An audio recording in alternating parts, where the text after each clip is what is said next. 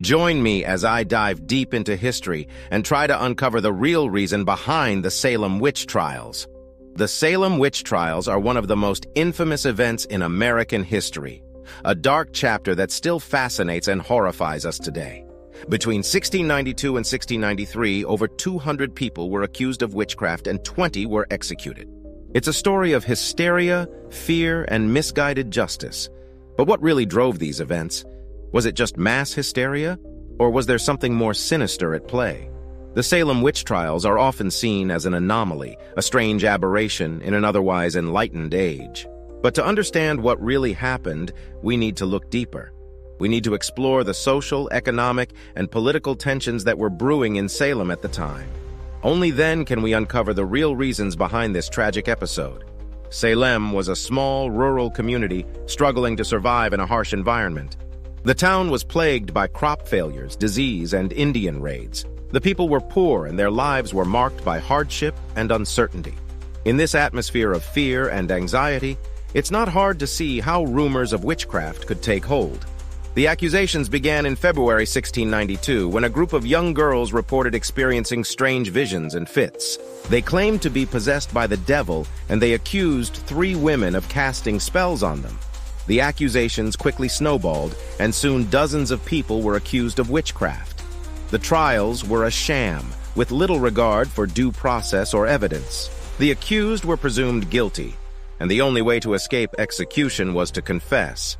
But what drove the people of Salem to abandon all reason and logic? Why did they so readily accept the idea of witchcraft? And why did they condone such brutal treatment of their neighbors? The answer lies in the complex web of social, economic, and political tensions that were simmering beneath the surface. In Salem, women were second-class citizens with limited rights and opportunities.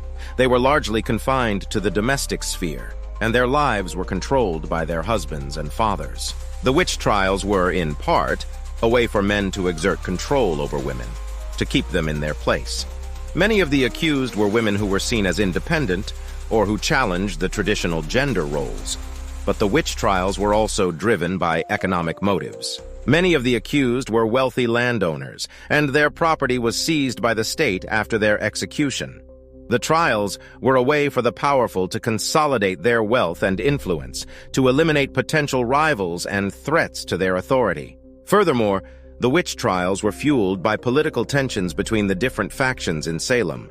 The town was divided between the old guard, who wanted to maintain the traditional ways, and the reformers, who wanted to bring about change.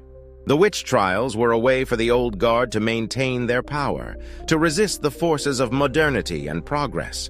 As we delve deeper into the history of the Salem Witch Trials, a clearer picture emerges. It's a picture of a community torn apart by social, economic, and political tensions. It's a picture of a people driven by fear, anxiety, and a desire for control. But there's still one missing piece of the puzzle. One key element that changes our understanding of the trials forever. That element is the surprising discovery that many of the accused witches were actually wealthy merchants who had invested heavily in the local economy.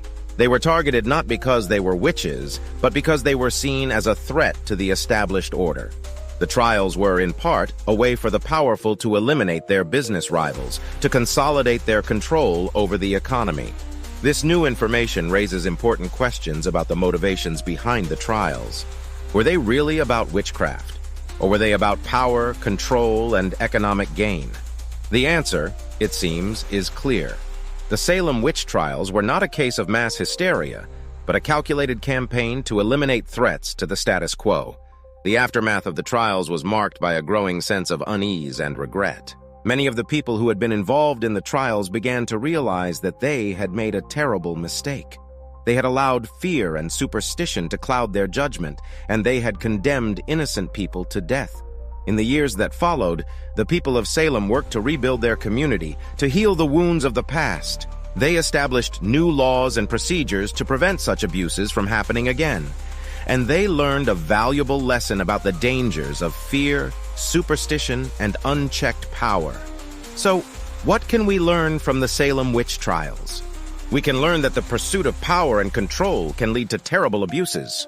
We can learn that fear and superstition can be deadly, and that we must always be vigilant in defending our rights and freedoms. And we can learn that the past is always with us, shaping our present and our future. What surprised you most about the Salem Witch Trials? Share your thoughts in the comments below. And if you want to learn more about the dark side of history, be sure to check out our next video, where we'll be exploring another infamous chapter in human history. Thanks for watching, and we'll see you in the next video.